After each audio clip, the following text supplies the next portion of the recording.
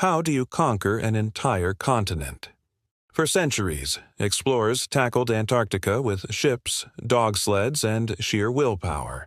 But in the 1930s, the United States imagined something far more audacious: a mobile research station the size of a horizontal apartment building designed to tame the world's harshest landscape. This is the story of the Antarctic Snow Cruiser, the $3.5 million dream that became an icy nightmare. By the 1930s, Antarctica was the final frontier, and nations were in a race to claim its secrets. Among the American visionaries was an engineer named Thomas Poulter. He wasn't just a theorist, he'd experienced the continent's dangers firsthand. After a dramatic rescue of Admiral Byrd using a simple tracked tractor, Poulter became obsessed with creating a truly safe and reliable way to traverse the ice. The existing vehicles were just too small, too slow, and too vulnerable. Poulter's solution was radical. His goal wasn't just to travel, but to dominate the landscape. He knew the biggest danger was the hidden crevasses, giant cracks in the ice that could swallow a vehicle whole. His design was ingenious, almost like a land-based Titanic. It featured a massive front overhang, long enough to bridge a 15-foot crevasse before the front wheels even reached the edge, and the rear wheels would be across before the front end began to dip. In theory, it was unstoppable. In 1939, with war looming in Europe, Poulter secured a staggering $150,000 in funding. That's over $3.5 million today. The scale was immense. The final vehicle was 56 feet long, 20 feet wide, and weighed 34 tons. It was a metal behemoth, a self-contained world designed to support a crew of 5 for an entire year, completely isolated. This wasn't just a truck. It was a rolling laboratory, a fortress against the cold. But the key to its success, and ultimately its failure, lay in the wheels.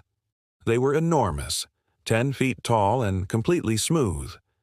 Poulter theorized that treaded tires would dig into the snow and get stuck.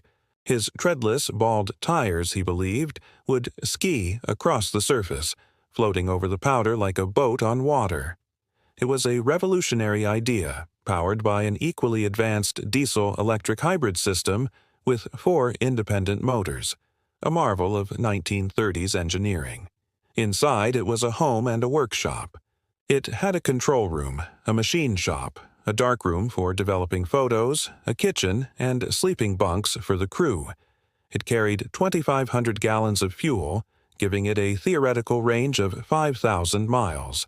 And for scouting missions, a small biplane was mounted on its roof which could be lowered for takeoff. It was the most advanced exploration vehicle ever conceived. The construction schedule was insane. Just 11 weeks to build this monster from scratch before the Antarctic shipping window closed. Engineers worked around the clock, and in a feat of industrial might, they finished it in a record 6 weeks. On October 24, 1939, the snow cruiser made its public debut. The 1,700-kilometer drive from Chicago to the Boston shipyard was a national spectacle. It caused a 70,000-car traffic jam and even got stuck in a ditch, but the public loved it. This was American ambition made real, a symbol of technological dominance ready to conquer the South Pole. On January 12, 1940, after a long sea journey, the snow cruiser arrived at the Bay of Whales in Antarctica. A massive timber ramp was built to get the 34-ton beast from the ship to the ice. As the cruiser slowly descended, the ramp groaned, then cracked. But the vehicle made it. For a moment, there was cheering. Then the engine roared to life. And then, nothing. The giant, smooth tires designed to float immediately sank 3 feet into the soft snow. They spun uselessly, digging their own icy graves. The triumphant cheers turned to stunned silence. The million-dollar dream was stuck. The crew was desperate. They tried everything, fitting the 2 front tires with chains, even attaching the spare tires to the front to create a tandem wheel setup. Nothing worked. Then, by complete accident, they discovered something bizarre. The cruiser moved better in reverse. The weight distribution was so flawed that driving backward provided slightly more traction. And so, the great transantarctic expedition began, by driving backward for 92 miles. It was a humiliation. The vehicle was a magnificent shelter, but as an explorer, it was a total failure. Just weeks after arriving, with World War II escalating, the program was canceled. The crew abandoned the snow cruiser, leaving a flag fluttering from its roof. It was rediscovered under a layer of snow in 1946 and again in 1958, perfectly preserved. But then it vanished. Scientists later realized the massive ice shelf it was parked on had broken off and drifted out to sea sometime in the early 1960s.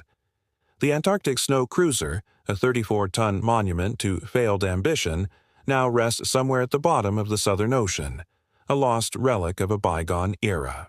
Thank you for watching. If you enjoyed this journey into history, don't forget to like, subscribe, and hit that bell icon for more stories like this.